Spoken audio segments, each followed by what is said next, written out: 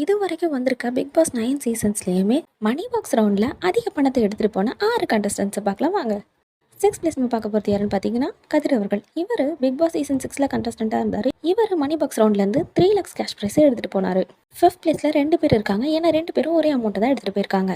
ஒருத்தர் யாருன்னு பார்த்தீங்கன்னா கவின் அவர்கள். இவர் பிக் பாஸ் சீசன் 3ல கண்டஸ்டண்டாக இருந்தார். இவர் 5 லட்சம் ரூபாய் பணத்தை எடுத்துகிட்டு போயிருக்காரு. இன்னொருத்தர் யாருன்னு பார்த்தீங்கன்னா கேப்ரியல் அவர்கள். இவங்க பிக் பாஸ் சீசன் 4ல கண்டஸ்டண்டாக இருந்தாங்க. இவங்களும் 5 லட்ச ரூபாய் பணத்தை மணி பாக்ஸ் ரவுண்டில் எடுத்துகிட்டு போயிருக்காங்க. 4th பிளேஸ் நம்ம பார்க்க போகிறது யாருன்னு பார்த்தீங்கன்னா உதமானன் அவர்கள். இவர் பிக் பாஸ் சீசன் 6ல கண்டஸ்டண்டாக இருந்தார். சீசன் 6ல 2 வாட்டி மணி பாக்ஸ் வச்சிருந்தாங்க. ஃபர்ஸ்ட் டைம் கதிர் அவர்கள் எடுத்தார். செகண்ட் டைம் அமுதவாணன் அவர்கள் எடுத்தார். இவர் ₹11 lakh வெளியே போனார்.